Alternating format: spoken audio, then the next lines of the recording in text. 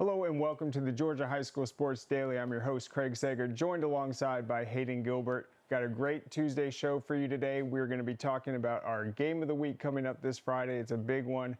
We got the Volleyball State Championships coming up Wednesday and Thursday in Cartersville. We got a great guest, head coach of Alpharetta, Elizabeth Margison, in segment 3.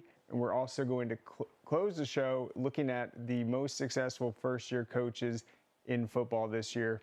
Got Hayden alongside me now. Hayden, this Milton-Roswell matchup, it's going to be at Roswell.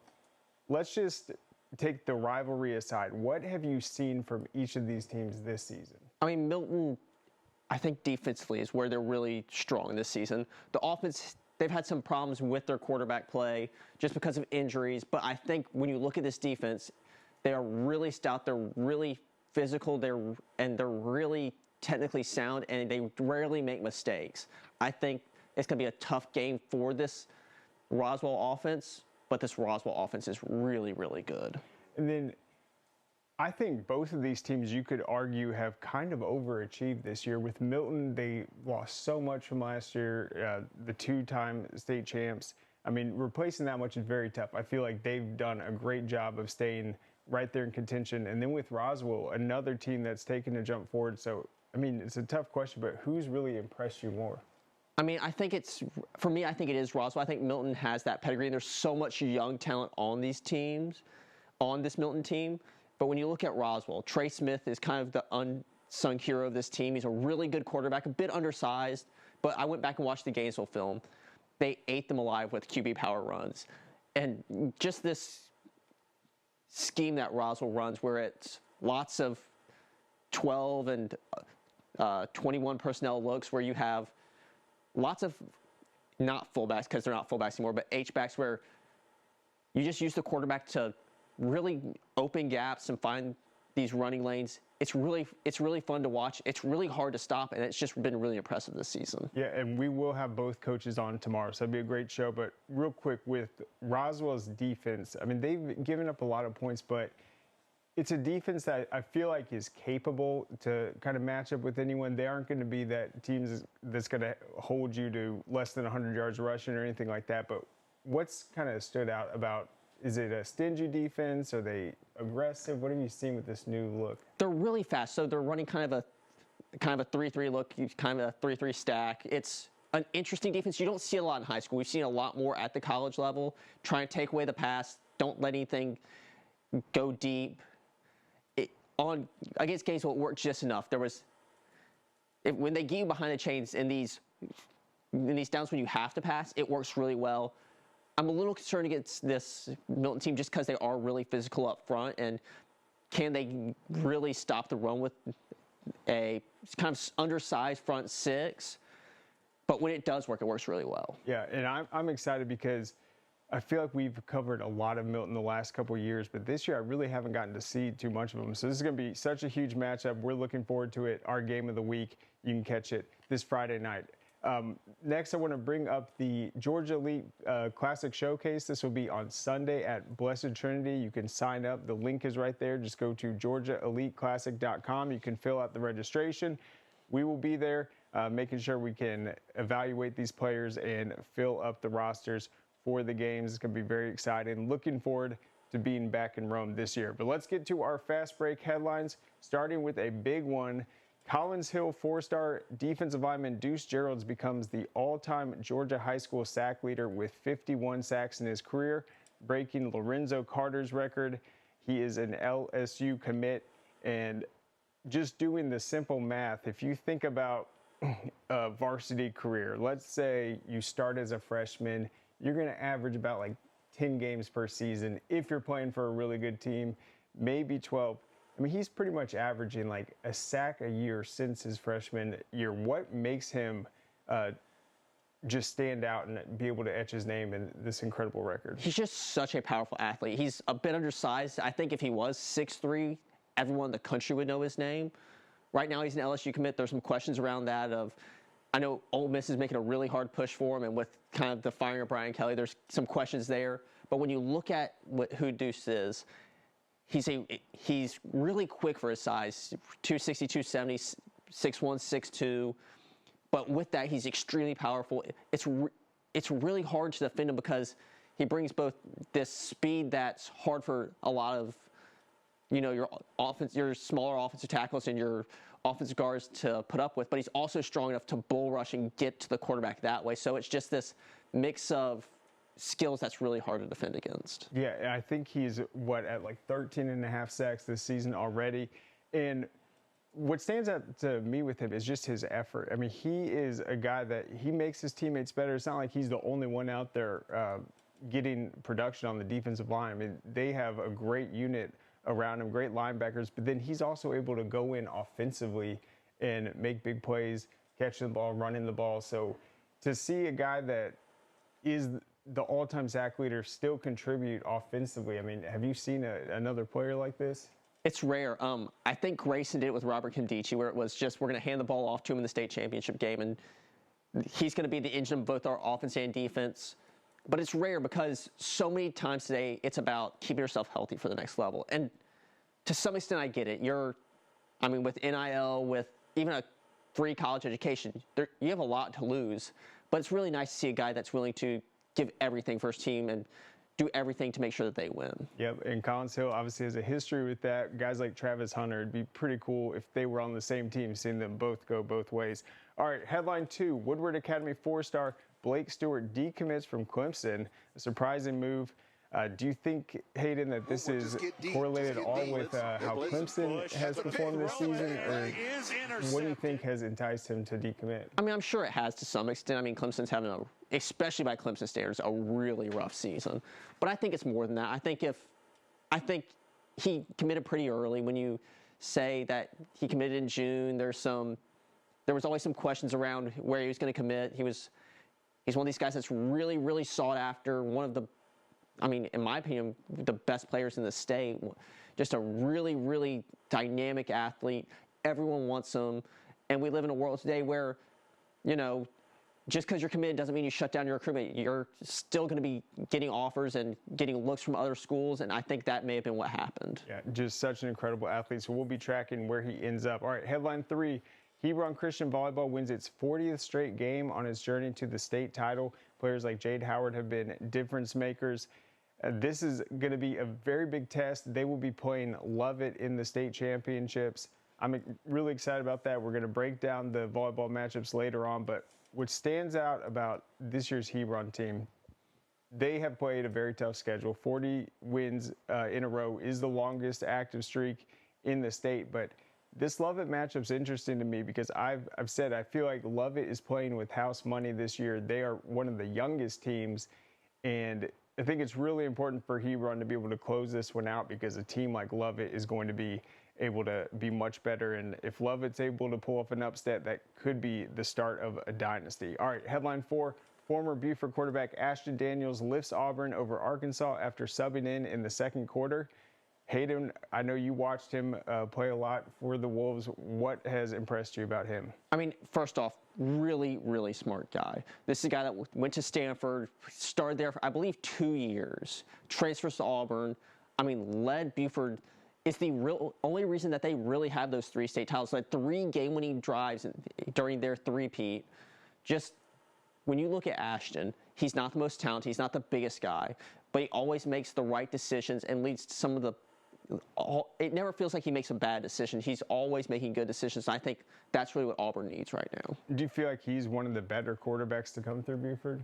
I think he's maybe not the most talented. I think a player like Aaron McLaughlin probably has, and Dylan Riley probably are the 2 most talented, but he's been the most productive. Even though he wasn't the full-time starter, they split times, him and Dylan Winkie. But I think when you look at what he was able to do, he was really the engine behind those 3 state titles. Absolutely. All right, headline 5. Greater Atlanta Christian sophomore Michael Miller records 7 touchdowns in the win over Pickens. Hey, we've been talking a lot about GAC this year. They've had a great season offensively. They've been able to win a lot of close games. What has his impact been as a sophomore? When you look at what he's been able to do, they were coming off a really, really tough season last year. It was not one of these. It's not what we expect from GAC. We expect GAC to be a really, really good team.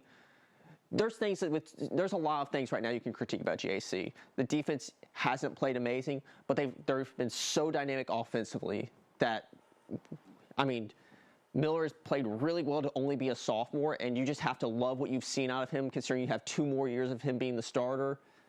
And 7 touchdowns, it's just a crazy number in a game, and they really needed every one of those touchdowns. Yep, certainly. And then we got some big matchups before we close out this segment, Hayden, coming up this week.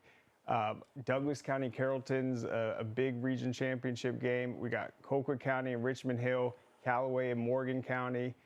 But I want to ask you about the BT Cambridge game. What do you think it means for both of those teams? I mean, you always want a home playoff game. 4A still uses the region standings for this. This will be the final year that region standings will determine all 4 seeds. And that home playoff game is so important. You're dealing with kids they're kids. They're not college players. They're not pro players. Playing at home means a lot. Especially in these big games, the safety that home brings, I think, is really underrated. It's not the environments. It's not that these stadiums are really hard to play in, but going on the road, being in an unfamiliar locker room, especially in the first round of the playoffs, can be really tough on these kids that aren't really used to that kind of stuff. Yeah, I think it's also interesting, you probably agree, BT, one of the best run defenses in the state, but then Cambridge, they're going to want to air it out to Craig Dandridge, so it's an interesting matchup.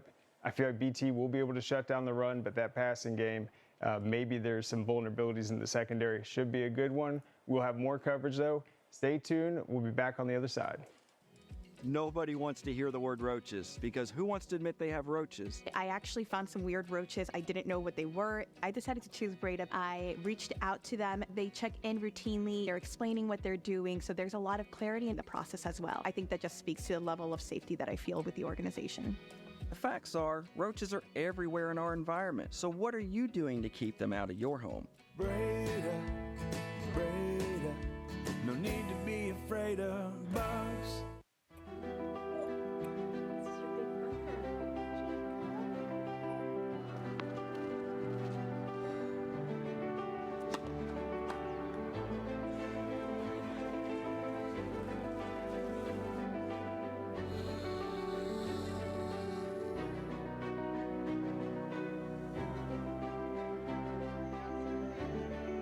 For a healthier future together, look to Northside Hospital. This makes my dad proud. He went through his whole career as an employee. Now I'm the employer, something he didn't achieve. We are signatory to IBEW and do IBEW people wherever we go that we feel like they are faster and better than any of our competition. The advantages of being a signatory contractor is you're trained employees. You have unlimited manpower. It allows me to bid on jobs that I ordinarily would not go after. Man, you know how to do this? Man, I don't even know. I was flipping burgers last week. Violation, unsportsmanlike conduct, impersonating a craftsman. Skilled trade unions are well-trained career pros, not part-timers. Construction is a rewarding and lucrative career with the advancement potential, but you have to do it the right way with the right training. Learn how you can be a pro. Find your career at GeorgiaConstructionCareers.com. You may know Tidal Wave Auto Spa as the world's greatest car wash, but did you know Tidal Wave also has the easiest fundraiser? So easy, our mascots think they can do anything, like making the big play on the big stage. Okay, maybe just a dream, but it is a super easy fundraiser. Just sell wash tickets and watch the money come in. If your flag football team, school, church, or group needs funds, go to TidalWaveAutospa.com and get started today. Georgia's Rome is the place to be this season. Visit our vibrant downtown. Enjoy live concerts, attend street festivals, and see Wings Over Northwest Georgia Air Show. Plus, you can enjoy a haunted tour or two and these upcoming events.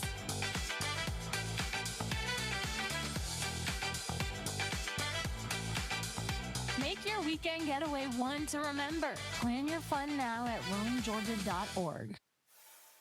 Georgia High School Sports Daily is brought to you by the International Brotherhood of Electrical Workers, Local 613. Electrify your career.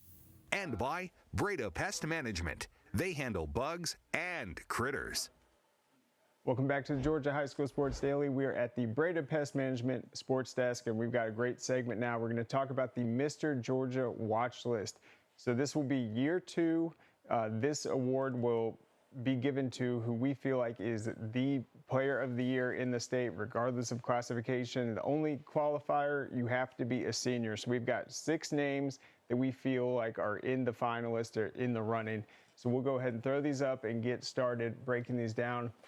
We've already talked, Hayden, about Deuce Geralds of Collins Hill. He's the state's all-time sack leader, having another very productive season. 2-part question. What's impressed you about him this year? And then how do you think he projects at the next level? I mean, I think he projects great at the next level. When you look at a lot of these guys, we look at the length that a lot of these defensive players have. But I think he's one of those guys that his length doesn't matter. He's so powerful and just so talented that it doesn't matter. And this season, his impact, I mean, Collins Hill, it hasn't had the season we expect them to, but it's really weird to look at how much of an impact he has, and without him and 1 or 2 other guys like Contrell Webb, how poorly they may have done this season. Yeah.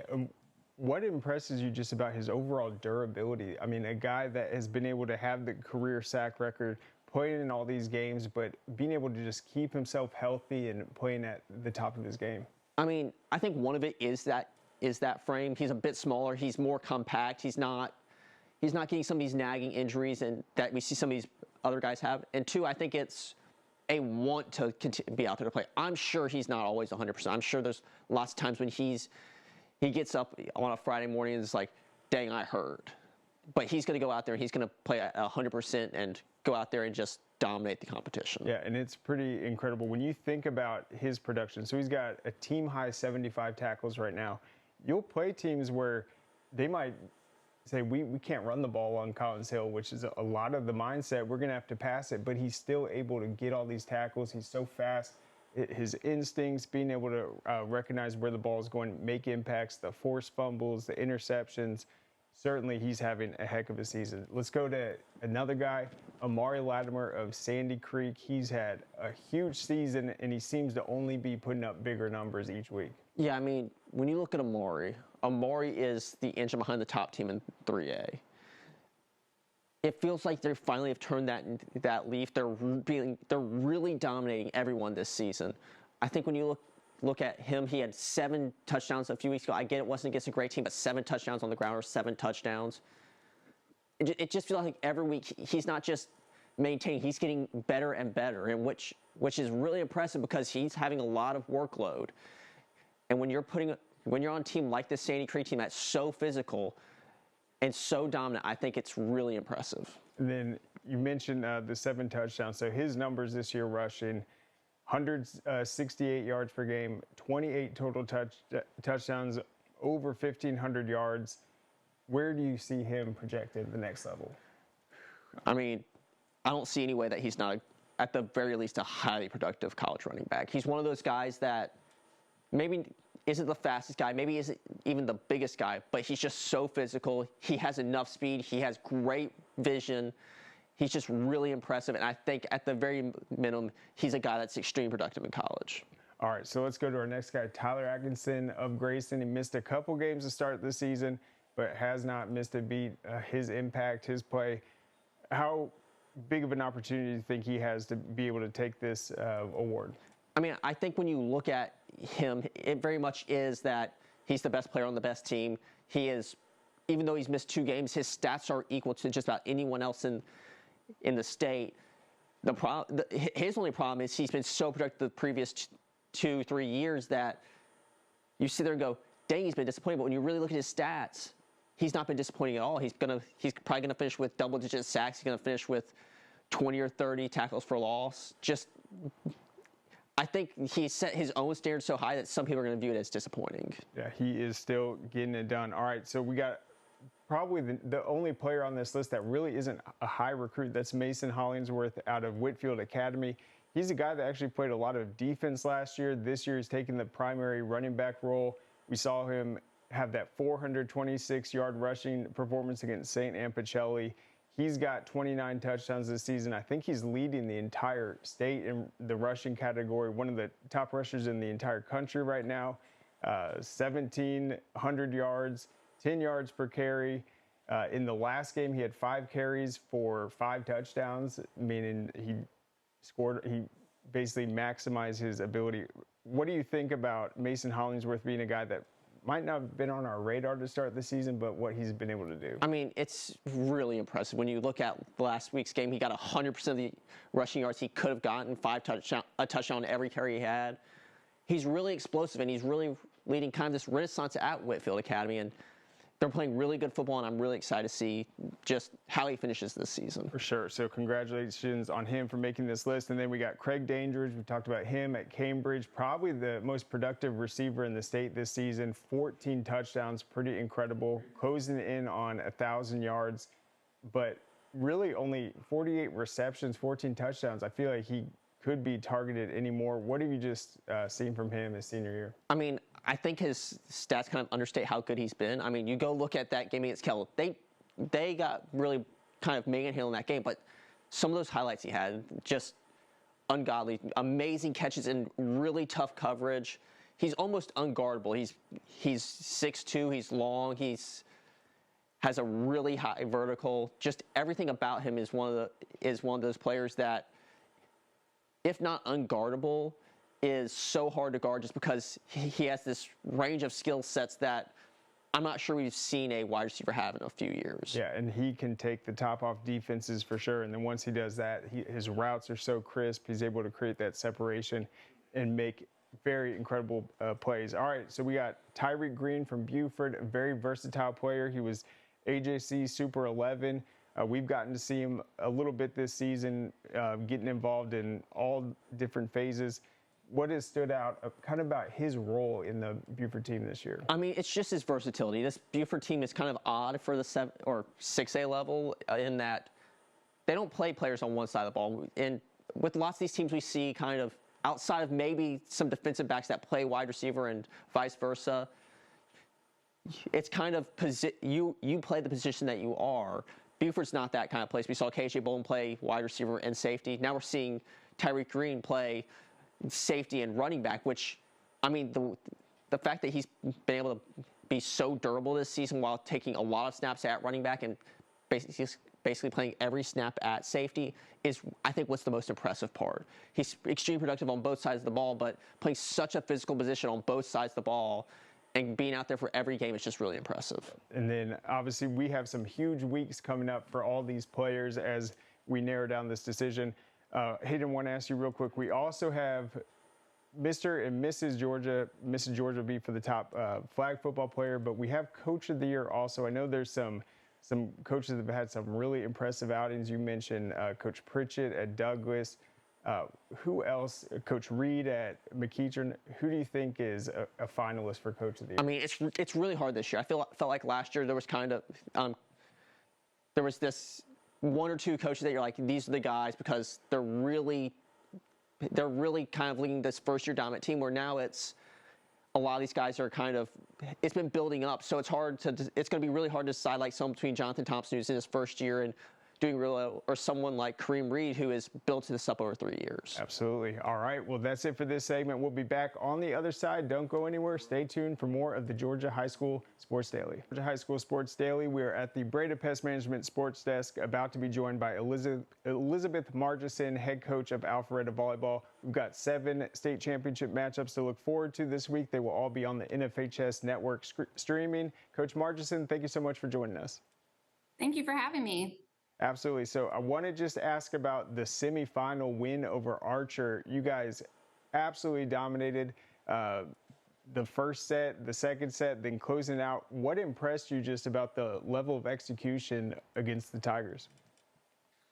You know, as we went into postseason, it was very clear that our girls had a goal of, a hyper focus on doing what they needed to do on the court in order to be able to move closer to the state finals and a state championship. And so there is no room as far as when they get out there for practice, it's all out. the focus, just as far as the team camaraderie, everything is the understanding, like they love the game, they love to compete, and they just move into every match with that mentality. And then, Coach, talk about just what you've seen with the lineup, maybe evolving or girls stepping up from the start of the season to this point. Sure.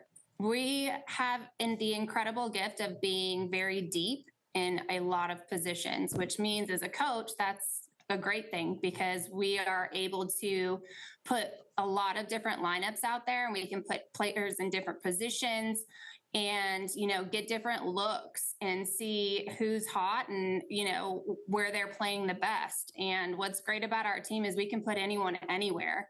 And our team comes together, and our captains, our seniors, they really do a great job of making sure everybody is communicating on the same level. And it's been really incredible to see this season.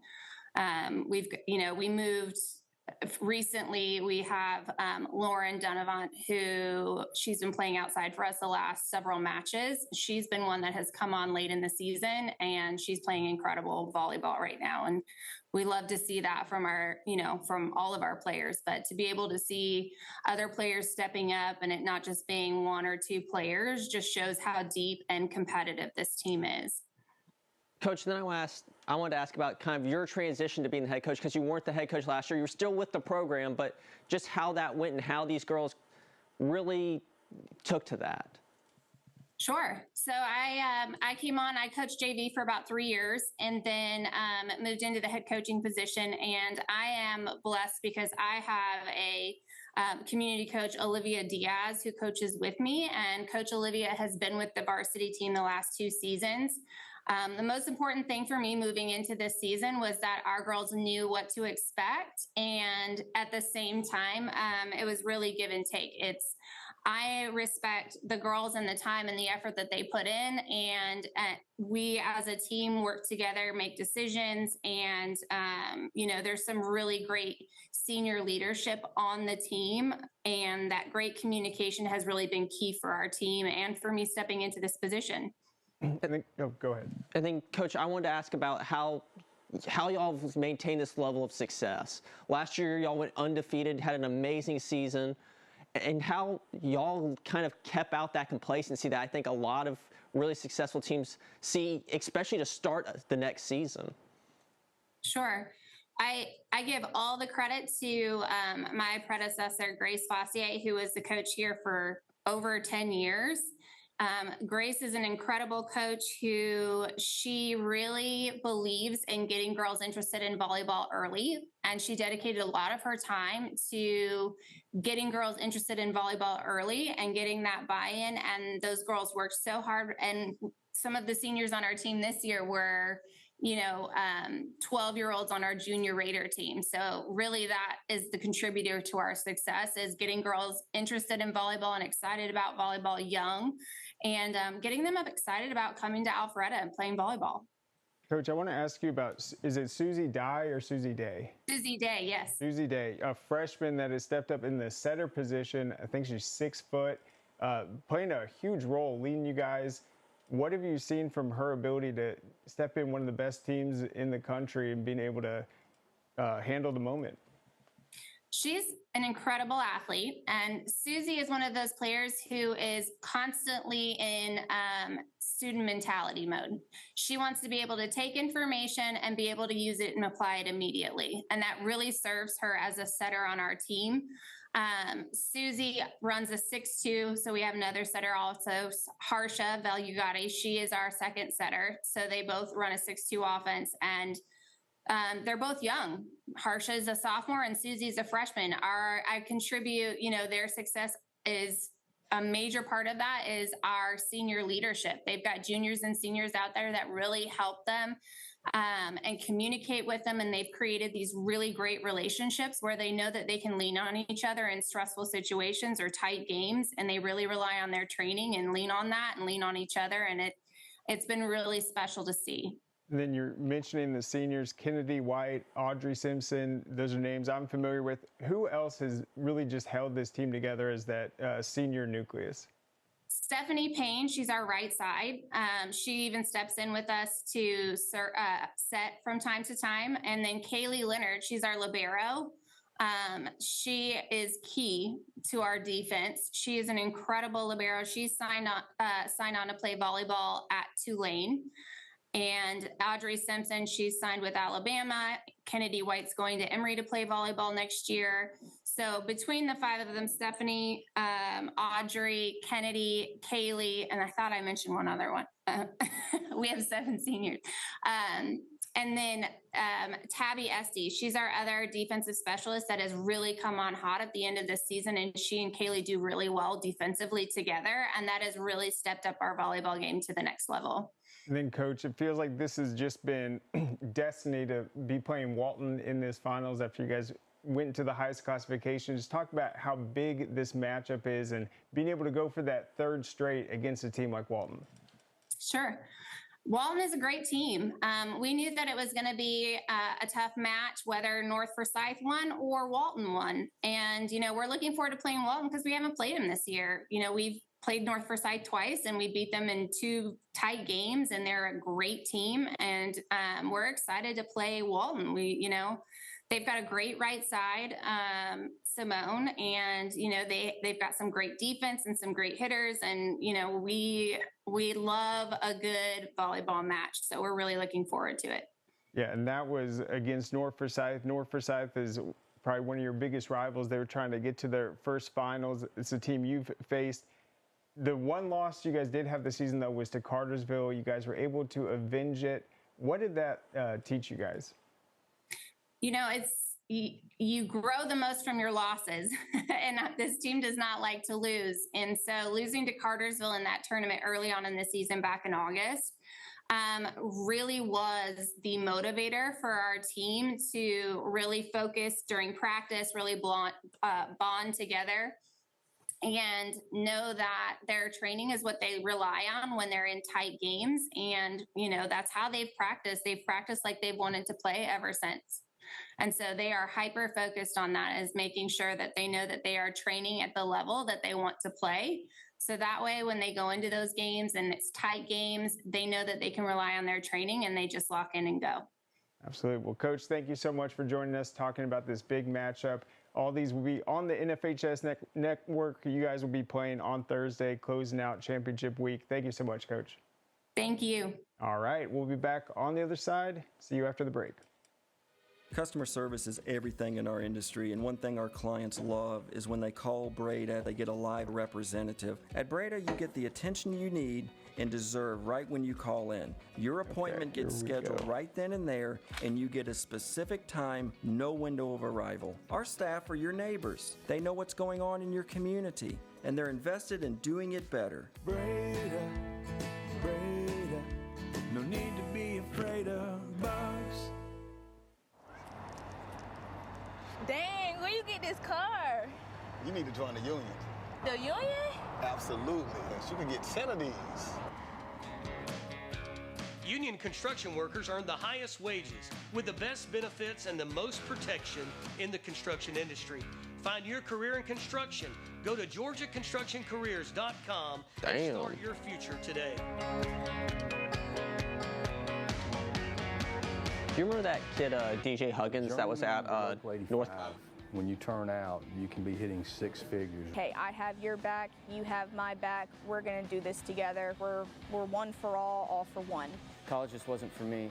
Let's look into actual career jobs that wouldn't take college, where I wouldn't, lose money and all that. Instead of losing a lot more money at the end, why not make money and make more money at the end?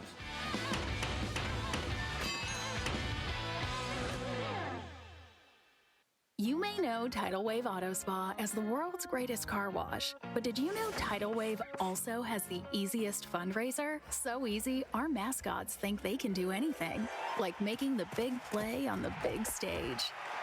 Okay, maybe just a dream, but it is a super easy fundraiser. Just sell wash tickets and watch the money come in. If your flag football team, school, church, or group needs funds, go to TidalWaveAutospa.com and get started today. Nothing is as pure and special as high school sports in the state of Georgia, and Score Atlanta is its #1 fan. High school sports are about families, kids chasing their dreams, communities supporting their teams year in and year out, neighborhood signs, and off-season workouts when nobody's looking. It's the biggest stage that young athletes get to climb for the very first time. And Score Atlanta wants to connect your brand with Georgia high school sports in ways that have never been available before. In addition to our Georgia High School Sports Daily Show, Score Atlanta provides continuous coverage of the Georgia high school football season through its televised games, stories, and rankings. Score Atlanta puts on some of the most notable events like the Corky Cal Dave Hunter Classic, the Georgia High School Football Hall of Fame, and the Georgia Elite Classic. All of these elements offer sponsors exclusive opportunities and exposure. So let's talk about how you can reach millions of people who enjoy Georgia high school sports. For more information, contact Score Atlanta today. What happens after you graduate? Will you go to the next level? Will people have your back in the heat of battle? Will you still train like a champion in the pursuit of greatness?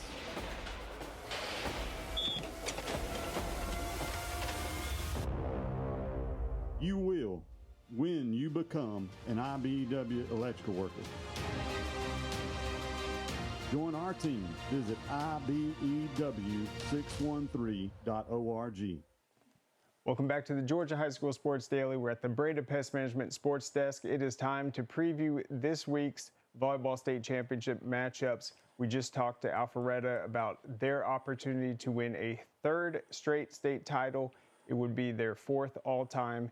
And then they're going up against Walton, who has 15 all-time state titles, but they are looking for their first since 2021. And these are two teams that haven't really cross paths on the big stage like this. I think 2 years ago, Walton lost to North Cobb in the finals, or in the semifinals last year, so they didn't get that opportunity. But I think this is one of the biggest championship matchups I've seen. When you look at the semifinals, Walton was down 2-0 to North Forsyth. North Forsyth's trying to make their first ever state finals. They've had other close matches this season against Alpharetta where they actually had a 2-set lead, ended up falling in 5 sets.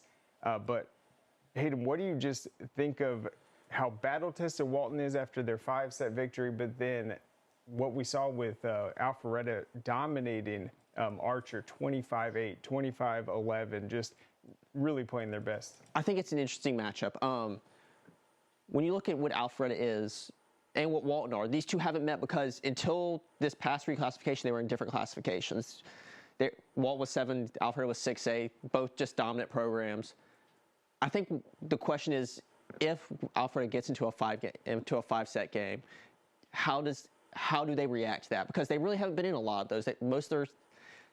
Rarely have we seen them go to 4 sets. I think if it gets to 5, Walton may have an advantage of they've been there, they've done that. They were in it in their semifinal matchup, where Alpharetta really hasn't been in that situation. Yeah, and this is a game, you heard Coach talking about all the D1 players. I think there's going to be about like 8 or 10 in this matchup overall. But what's interesting, Walton has not lost within the classification this year. Both teams actually did fall to Cartersville at one point, but they both go into this matchup with flawless records in Class 6A. I think it's going to be really interesting.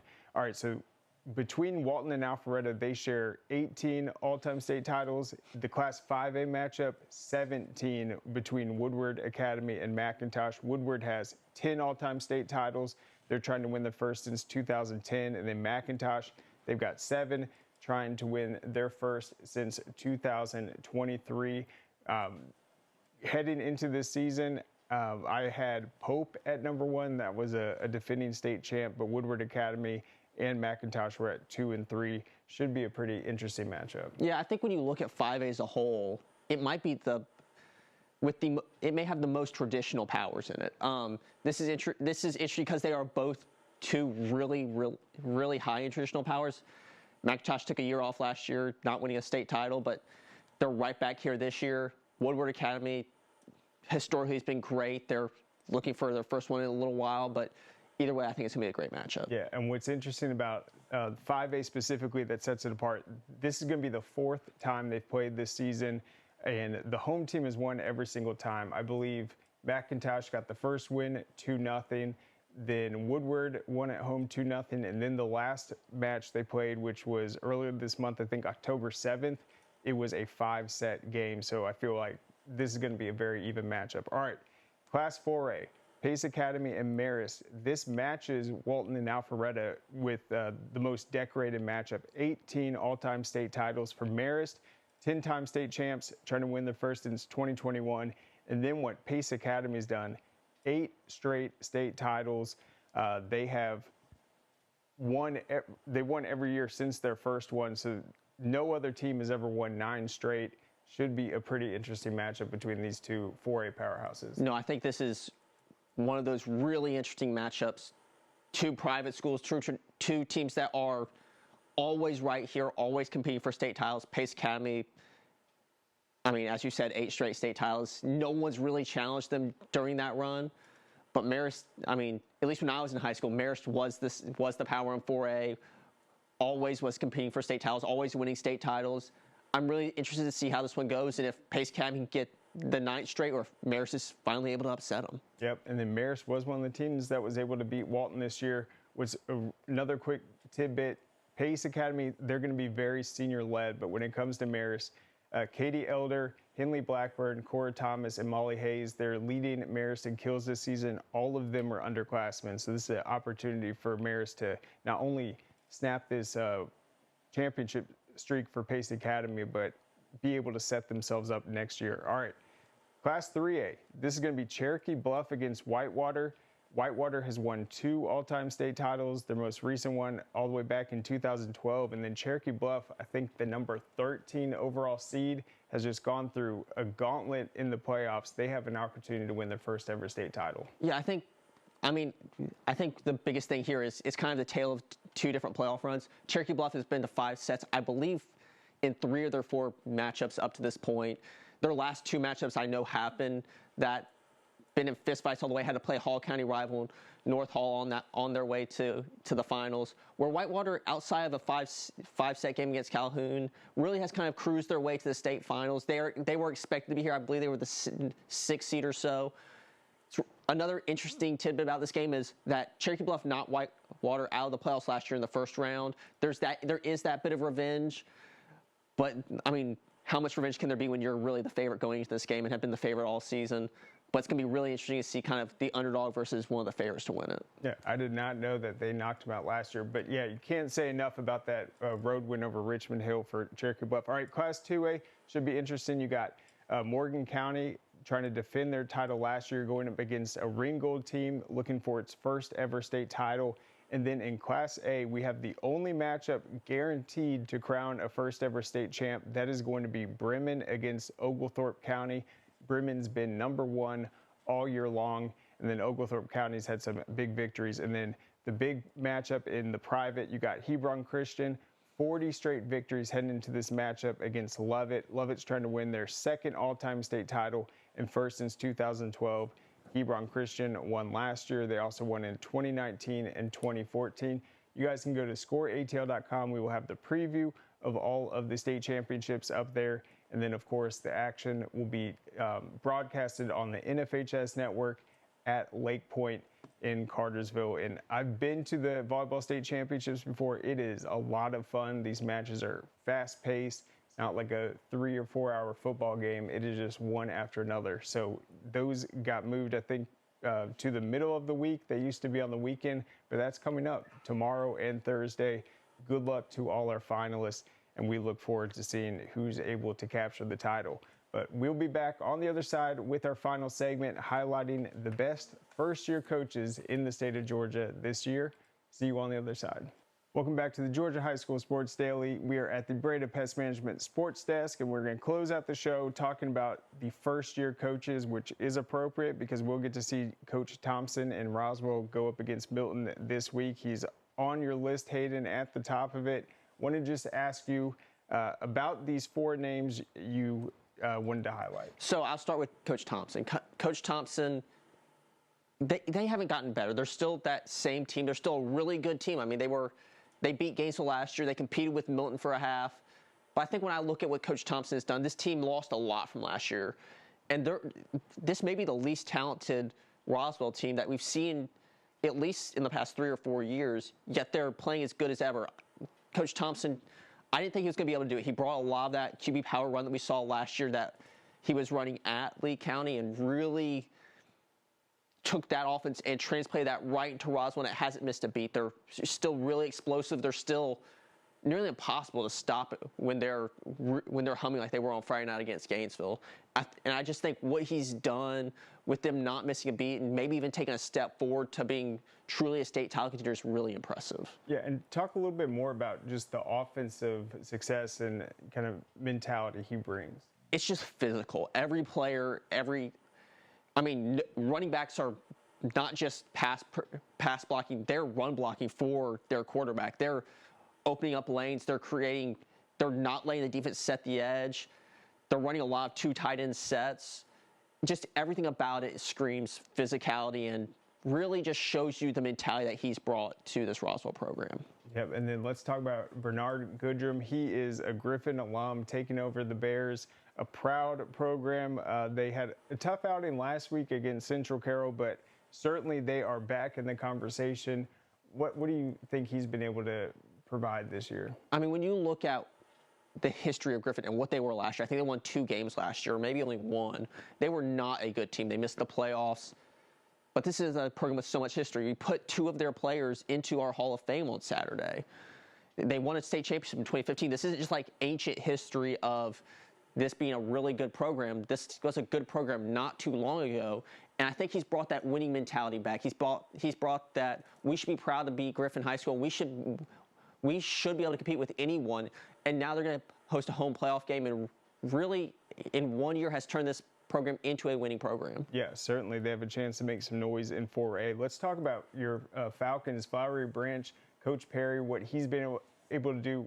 How do you think this season has kind of changed the mindset for the future of Flowery Branch? So I think the entire last year they parted ways with Coach Tester. He's a really good defensive coordinator. He's at Eastside. He was the defensive coordinator my last few years there. But I think when you look at what Coach Perry has done, he's brought in this mentality that I think he brought over from his time at Gainesville, from his time at Centennial, East Hall, and Union County of we're going to be really physical on offense, but we're going to get to our best players. We're going to do whatever we need to win. And then when you look at the rest of the coaching staff, he brought in Coach Head, the defensive coordinator from Bowden that won those 3 state championships. And when you add those 2 together, you add this pedigree and this pedigree of coaches that's really hard for kids to say no to. It's this idea of, well, I've won state championships. I'm a coach that's done really good as a coordinator and even as a head coach. So you're going to kind of do what I say because I have this resume that shows that I know what I'm doing. He's not just some guy that's come in that's never really won anything, that just has these ideas. He's a guy that can show you what he's been able to do. Certainly. I've been impressed with Flowery Branch. And then let's talk about Marietta's coach, Cameron Duke. There's a lot of things that impressed me. One, him coming from out of state to the state of Georgia and being successful, but also just playing this tough schedule and having to overcome an 0-4 start, now winning 5 straight games, having an opportunity to win a region title on Friday when they played North Paulding. I mean, what have you just seen with how the team's been able to kind of improve throughout the season, win close games, but also bring back that competitiveness? Well, I think we saw it in 7-7. They won our Corky Kell, Dave Hunter 7-on-7, one of the days of it. I think a lot of teams wrote them, or a lot of people wrote them off. It feels very similar to Kareem Reed's first year at McEachern, where they had a really tough start to the season. They played a really tough schedule, but once they got into region play, they really got rolling. When you look at what Coach Duke's been able to do, they're really physical. They have this swagger about them that I think that they lost in the final years of the last regime. That we're Marietta football. Even if we're not the most talented team, we're going to play as hard as we can. We're going to play very sound football. We're going to play this brand of football that's not that common in 7A, where we're just going to come out and punch you in the mouth and see what we can do. If you can't fight back, we're going to beat you, and we're going to play 4 quarters, and any mistake you make, we're going to capitalize on. Yeah, and I think that's what's impressive. When you have a coach coming from out of state and you're having to game plan against your Waltons or North Cobbs, it's like you didn't play them last year. You're having to really break down that film, have a good game plan. So I think that's what's been the most impressive aspect. No, I think one of the most impressive aspects, or I knew this from the moment they hired him. When I know a bunch of coaches interviewed for that job, including Adam Clack, and my impression was that Adam Clack was going to get that job. And when they went a different route, I really kind of had this idea of, this guy must be real. They must have really liked this guy. And from my understanding, he's just a football maniac. This guy is, Coach Duke is just insane about football. He's insane about the process. We've had him on the show. He loves doing what he does and is rebuilding that Marietta community, which is the most important part of being really successful, is building this community that is going to support you in the good times, in the bad times, is really gonna just build the football program from the community, not just have this football program that's adjacent to the community. For sure. And then, yeah, anytime you're a first-year head coach having this success, it's so huge for the future of these programs. I think all four of those have a lot to look forward to. But that's it for today's show. We'll be back here tomorrow at noon with another episode of the Georgia High School Sports Daily. Go to scoreatl.com. We got plenty of high school coverage there, and we'll see you tomorrow.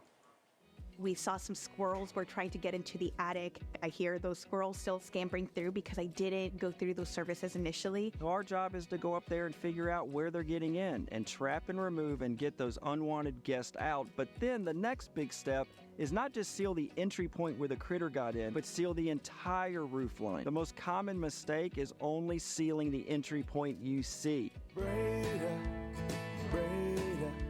no need to be afraid of bugs.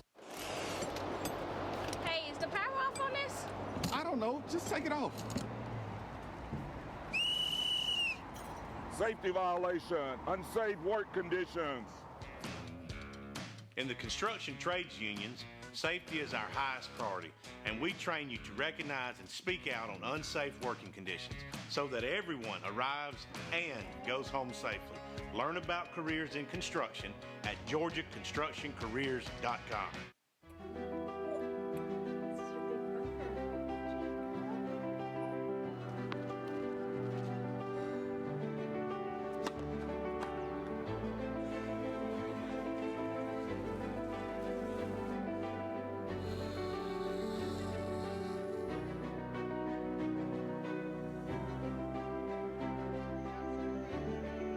For a healthier future together, look to Northside Hospital. What happens after you graduate? Will you go to the next level? Will people have your back in the heat of battle? Will you still train like a champion in the pursuit of greatness?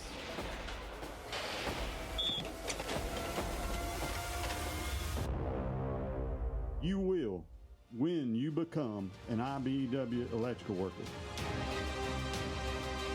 Join our team. Visit IBEW613.org.